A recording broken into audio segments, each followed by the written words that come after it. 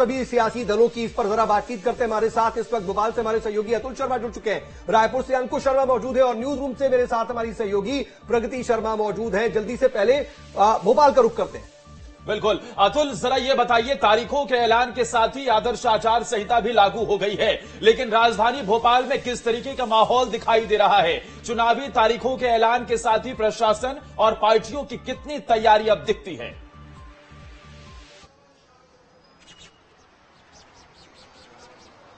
देखिए, बिल्कुल निश्चित तौर पर जिस तरीके से भारत निर्वाचन आयोग ने तारीखों का ऐलान कर दिया है और 4 फेज में मध्य प्रदेश के अंदर चुनाव होने हैं और तमाम निर्वाचन आयोग की तैयारियों के साथ साथ राजनीतिक दलों ने भी अपनी तैयारियां शुरू कर दी हैं और जिस तरीके से हम देख रहे हैं बीजेपी और कांग्रेस जमीनी स्तर पर अपने प्रत्याशियों के साथ चुनावी मैदान में उतरी हुई है।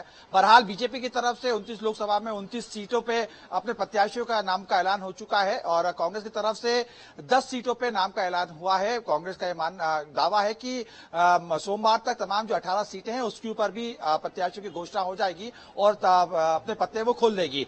लेकिन देखिए, सबसे महत्वपूर्ण ये जो त्योहार है यानी लोकतंत्र का जो पर्व है उसके जो राजा होते हैं, जो प्रमुख रोल निभाते हैं वो मतदाता होते हैं। वही मतदाता इस समय मेरे साथ मौजूद हैं और मैं समझने की कोशिश करता हूं कि आखिर उनके मन में क्या चल रहा है और चुनाव को लेकर किस मुद्दे के ऊपर वो चर्चा करेंगे और किस मुद्दे के साथ वो वोट डालने जाएंगे। सर, मुझे आपका नाम बता दीजिए। अजय पंडित मेरा नाम है। अजय जी, मध्य प्रदेश के अंदर चुनाव होने हैं, क्या लगता है किस मुद्दों के साथ आप चुनाव मैदान में उतरेंगे?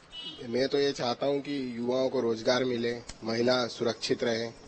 मेरा तो मेन यही उद्देश्य है कि लोकसभा में जो भी चुनाव जीते इन चीजों पर ज्यादा ध्यान दें। अभी तक 5 साल में आपने जो सरकार ने कहा, केंद्र सरकार ने जो काम किया है उसको आप कितने नंबर देंगे और खासतौर पे क्या काम रहे जिसको आप कह सकते हैं कि अच्छा भी रहे? ये किस काम को लेकर आपको ये जरूरत थी कि और भी बेहतर हो?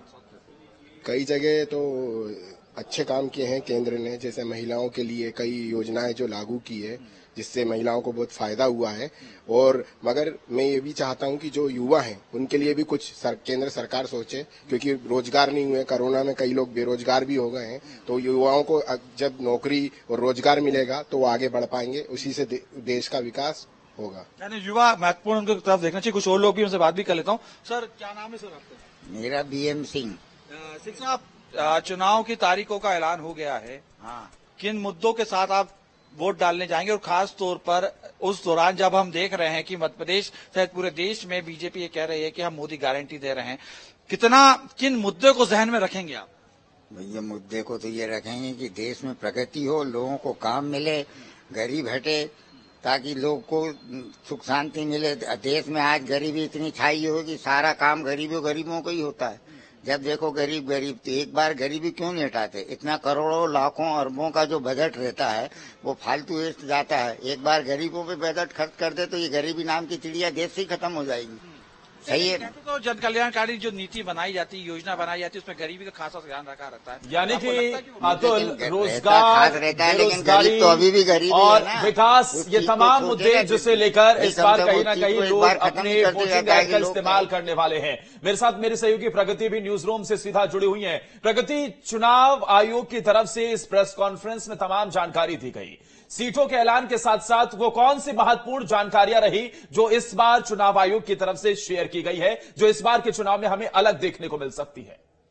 आदर्श, देखिए, इलेक्शन कमीशन की अगर हम बात करें तो बहुत ही महत्वपूर्ण और बड़ी जिम्मेदारी होती है, क्योंकि एक पॉइंट ऑफ व्यू यहाँ पर यह भी होता है कि कैसे वोटिंग परसेंटेज को बढ़ाया जाए। इसके अलावा स्केड्यूल जब फिक्स्ड किया जाता है तो ये भी देखा जाता है, क्योंकि देखिए 4 फेजेस में यहाँ पर चुनाव होने हैं। अगर मैं बात करूं 19 अप्रैल की तो 6 सीट यहाँ पर है। साउथ हम इससे पहले डिस्कशन भी कर रहे थे, यहाँ पर देखा गया है विंध्य की जैसे 4 सीटें हैं उनको साथ में रखा गया है। महाकौशल की 4 सीटों को पहले 19 अप्रैल पहले फेज में रखा गया है। हम भिंड ग्वालियर सीट की बात करें तो 7 मई, यानी कि यहाँ पर 8 सीट है और तीसरे चरण में इसे रखा गया है। तो यहाँ पर कहीं ना कहीं स्केड्यूल फिक्स किया गया है। हमने भिंड देखा, संवेदनशील इलाका हो जाता है, क्योंकि विधानसभा चुनाव के दौरान भी से ऐसी खबर निकलकर सामने आई।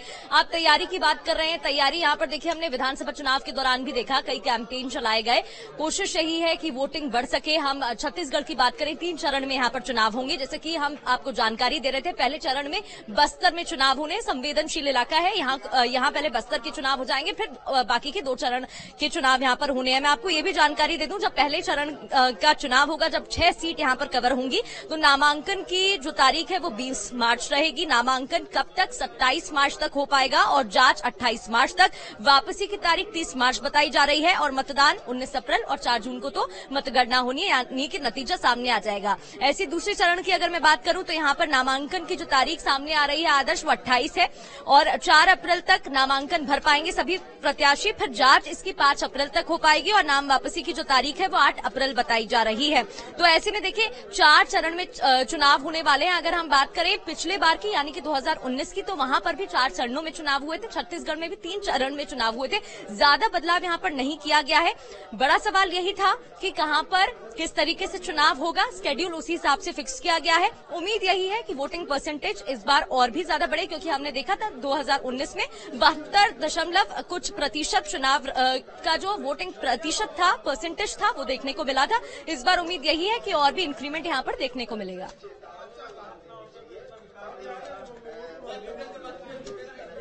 तमाम जानकारियां दी गई हैं, अपनी तैयारियां बताई गई हैं, ईवीएम को लेकर के तमाम तैयारियां बताई गई हैं। यह भी बताया गया कि इस बार कितने वोटर्स जुड़े हैं, कितने नए वोटर्स हैं, उनके लिए हम क्या कर रहे हैं और फिर किस तरीके से जो चुनाव है उसको सेफ और सिक्योर बनाया जाए, उसकी भी पूरी तैयारी चुनाव आयोग ने की है आदर्श। लेकिन इन सबके बीच जरा रायपुर का रुख कर लेते हैं, वहां की क्या तस्वीर और क्या स्थिति नजर आती है वो देखते हैं। अंकुश हमारे साथ मौजूद है। अंकुश, चुनाव की तारीखों का ऐलान हो चुका है और अगर देखा जाए तो सभी सियासी दल पहले से ही इसकी तैयारी में जुटे हुए हैं। 6 सीटों पर कांग्रेस ने उम्मीदवार घोषित कर लिए और सभी 11 सीटों पर बीजेपी घोषित कर चुकी है। अब तारीखों के ऐलान के बाद वहां पर क्या माहौल, कितना सियासी पारा गर्म होता दिख रहा है, हलचल कैसी हो रही है?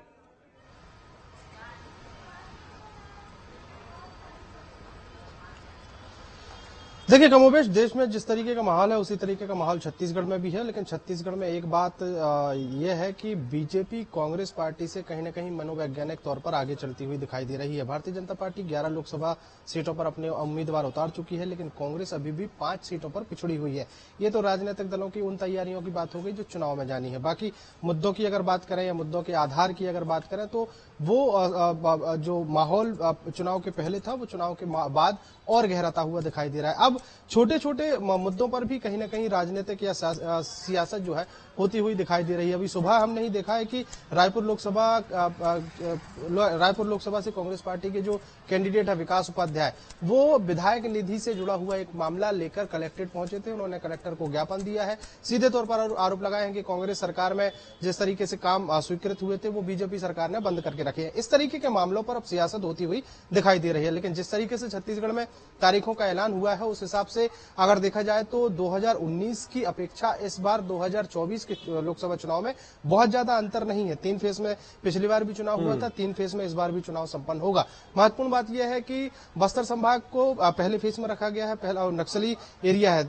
देश के उन राज्यों में छत्तीसगढ़ है जहां पर चुनाव आयोग को सबसे बड़े चुनौतियों का सामना करना पड़ता है, वो है नक्सलवाद इलाके में उनको चुनाव कराने हैं और वहां पर बहुत सारे ऐसे बूथ हैं जहां पर पहुंच मार्ग नहीं है। उनके लिए विशेष व्यवस्थाएं विधानसभा चुनाव में कराई गई थी, विशेष फोर्स वहां पर लगाई गई थी। कई ऐसे पोलिंग बूथ हैं जहां पर हेलीकॉप्टर के माध्यम से निर्वाचन की टीम पहुंची थी और वहां पर मतदान कराकर वहां से वो वापस लौटी थी।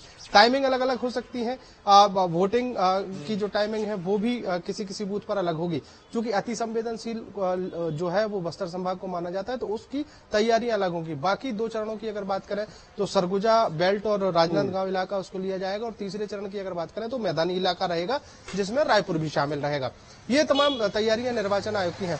राजनीतिक दलों की अगर बात करें या फिर आचार संहिता आदर्श आचरण संहिता की बात करें तो तारीखों का ऐलान अभी 4 बजे हुआ है। 4 बजे से आदर्श आचरण संहिता लागू हो गई है। लेकिन निर्वाचन आयोग की छत्तीसगढ़ के जो जिला निर्वाचन पदाधिकारी हैं उनकी तैयारियां कल से ही शुरू हो गई थी।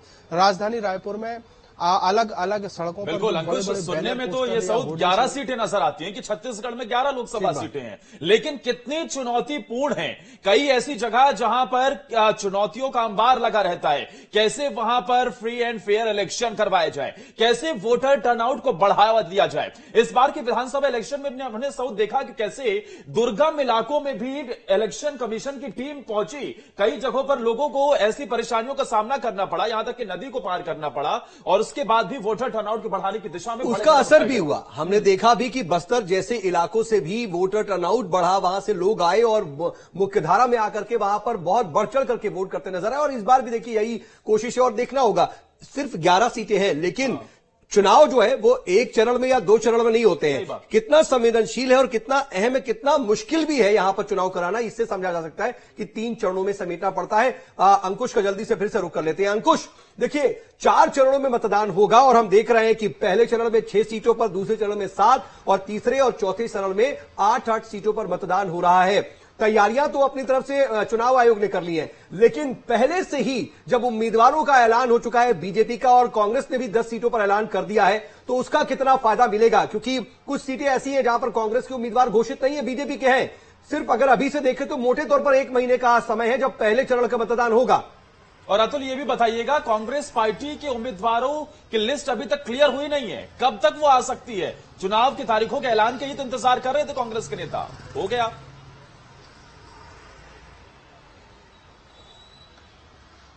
अंकुश, देखिए बिल्कुल निश्चित तौर पर इसी शुरुआत में ही जिस तरीके से हमने चर्चा की शुरुआत की कि छत्तीसगढ़ में कांग्रेस पार्टी मनोवैज्ञानिक तौर पर कहीं ना कहीं पिछड़ी हुई है, क्योंकि भारतीय जनता पार्टी ने तारीखों के ऐलान होने के पहले ही जो कैंडिडेट्स हैं उनकी घोषणा कर दी है। और छत्तीसगढ़ की 11 लोकसभा सीटों पर बीजेपी के तमाम कैंडिडेट के नाम घोषित करने के बाद कैंडिडेट्स का काम भी शुरू हो गया। वो अपने अपने क्षेत्रों में आधे से ज्यादा क्षेत्र में प्रचार प्रसार कर चुके हैं। अपने क्षेत्र के लोकसभा के जो वोटर्स हैं वो आधे से ज्यादा वोटर्स से उनकी मुलाकात भी हो चुकी है। और इसके अलावा अगर हम देखें तो लगातार जो है तैयारियां की जा रही हैं भारतीय जनता पार्टी की तरफ से। हाँ, कांग्रेस पार्टी की अगर बात करें तो कांग्रेस पार्टी की तरफ से भी तैयारियां की जा रही हैं। 6 कैंडिडेट जो है वो घोषित कर दिए गए हैं और 6 कैंडिडेट घोषित होने के बाद कांग्रेस पार्टी भी लगातार मैदान में उतरी है। पूर्व मुख्यमंत्री भूपेश बघेल भी चुनावी मैदान में है और राजनांदगांव लोकसभा से वो चुनाव लड़ते हुए नजर आएंगे। तो वहां पर वो जिस दिन से उनके नाम का ऐलान हुआ उस दिन से वो उसी लोकसभा क्षेत्र में भ्रमण कर रहे हैं, वहीं रुक रहे हैं, वहीं जनता से मिल रहे हैं और लगातार चौपालों के माध्यम से, भेंट मुलाकात के माध्यम से लोगों के बीच पहुंचने की कोशिश कर रहे हैं। इसी बीच कांग्रेस पार्टी की तरफ से जो घोषणाएं कर दी गई हैं, जिसमें उन्होंने कहा है कि नारी न्याय गारंटी जो उन्होंने कही कि 1 साल में 1 लाख रुपया सभी महिलाओं को दिया जाएगा, उसको लेकर भी तमाम तैयारियां अब कांग्रेस पार्टी की बढ़ती हुई दिखाई दे रही हैं। अभी हाल ही में छत्तीसगढ़ कांग्रेस महिला कांग्रेस की तरफ से एक पोस्टर का जारी किया गया है। उसमें कुछ एक नई चीज निकल कर आई है कि गरीबी रेखा से नीचे का निवास करने वाली, जिनके पास गरीबी रेखा का राशन कार्ड है, उन्हीं महिलाओं को ये लाभ मिलेगा।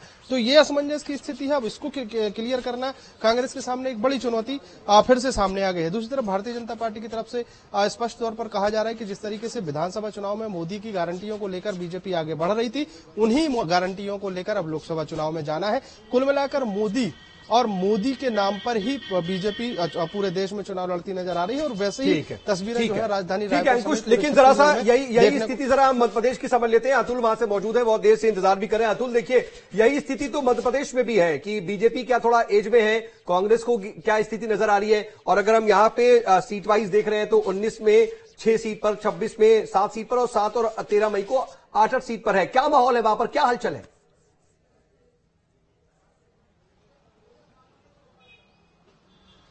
देखिए बिल्कुल जिस तरीके से हम देख रहे हैं कि मध्य प्रदेश में भी दूसरे प्रदेशों की तरह चुनाव का एक माहौल तैयार होता हुआ दिखाई दे रहा है।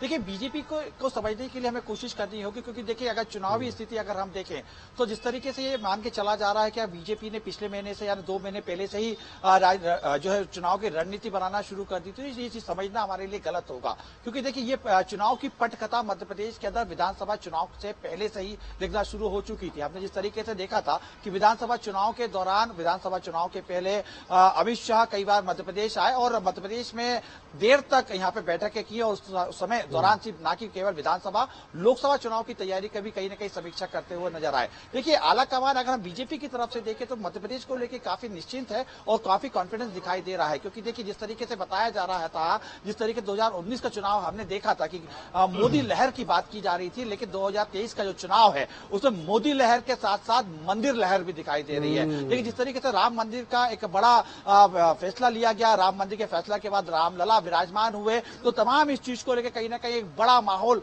तैयार होता हुआ मध्य प्रदेश के अंदर हमें दिखाई दिया। इसके साथ में देखिए मध्य प्रदेश के सियासी मिजाज अगर इस समय हम देखें तो कांग्रेस भले ही ये कह रही है कि हम पूरी तरीके से चुनाव के लिए तैयार हो चुके हैं, लेकिन कहीं ना कहीं जिस तरीके से हम देख रहे हैं कि बीजेपी के लंबे समय से यानी कि लगभग 4 महीने से हम देख रहे हैं अलग अलग अभियान चल रहे हैं, जिसमें दीवार लेखन की हम बात करें, विजय बूथ अभियान की हम बात करें, तमाम बीजेपी के जो बड़े नेता है बीडी शर्मा या मोहन यादव, तमाम जो नेता थे गांव गांव रुक रहे थे, रात रात बिता रहे थे, लेकिन कहीं ना कहीं कांग्रेस अपने फील गुड में थी। ऐसी दौरान हमने देखा देखिए राहुल गांधी की यात्रा जिस सियासी स्क्रिप्ट की आप बात कर रहे हैं कि जो विधानसभा इलेक्शन से पहले से लिखनी शुरू हो गई है, इस सियासी स्क्रिप्ट में तो साउथ कहीं ना कहीं कांग्रेस पार्टी जरा पीछे दिखाई दे। मनोबल भी देखिए उनका टूटा हुआ है। विधानसभा चुनाव में बड़ी उम्मीद थी कि जीतेंगे, लेकिन हार का सामना करना पड़ा। एक के बाद एक बड़े बड़े चेहरे उनका साथ छोड़ करके जा रहे हैं। जीतू पटवारी भले कह रहे हैं कि वो ही नेता जा रहे हैं जिनको निकाल दिया गया था, लेकिन ऐसा नहीं है। और महाकौशल जो कि छिंदवाड़ा का इलाका है, छिंदवाड़ा में तो कमलनाथ के ही तमाम सहयोगियों को बीजेपी में शामिल करा लिया गया। ये बड़ी चीजें नजर आई हैं। लेकिन जरा हम प्रगति का रुख करते हैं। प्रगति देखिए, अब तस्वीर साफ है चुनाव की, और यह भी साफ है कि मध्य प्रदेश में कब कब चुनाव होने हैं, छत्तीसगढ़ में कब कब चुनाव होने हैं। सियासी दलों की तैयारियां भी हम देख रहे हैं कि तारीखों के ऐलान से पहले से नजर आ रहा था, लेकिन फिलहाल जो है अब यह दिख रहा है कि किस तरीके से आखिर अपनी तैयारियों को अमल में लाना है।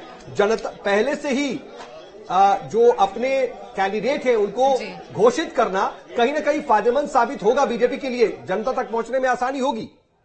बिल्कुल, देखिए सऊद, ये तो देखने वाली बात रहेगी। नतीजों में परिणाम जब सामने आएंगे तो समझ में आएगा कि ये जो फर्स्ट मूव था बीजेपी का वो कितना कारगर साबित होता है। हालांकि हमने विधानसभा चुनाव में देखा कि भारतीय जनता पार्टी ने बढ़त बनाई और एक प्रेशर साइकोलॉजिकल क्रिएट करने की कोशिश कांग्रेस पर की।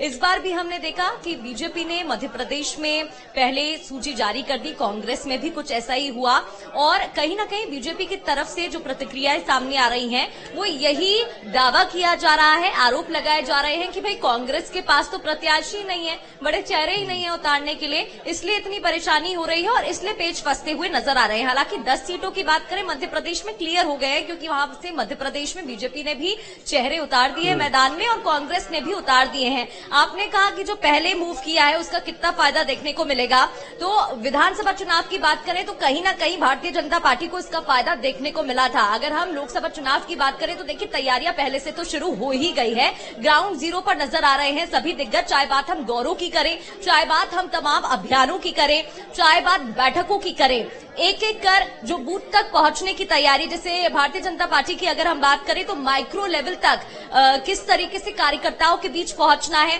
सब तक संदेश पहुंचाना, मोदी की गारंटी को लेकर भारतीय जनता पार्टी आगे बढ़ती हुई दिखाई दे रही है। इसके अलावा मोदी का जो परिवार, ये जो हैशटैग ट्वीट देखने को मिल रहा है, आज एक सॉन्ग भी लॉन्च हुआ, इसको देखते हुए जो एकजुटता दिखाते हुए भारतीय जनता पार्टी के वरिष्ठ नेता कार्यकर्ता दिखाई दे रहे हैं। कहीं ना कहीं यहां पर भी देखिए प्रेशर बनाने की कोशिश की जा रही है किसी ना किसी फॉर्म में।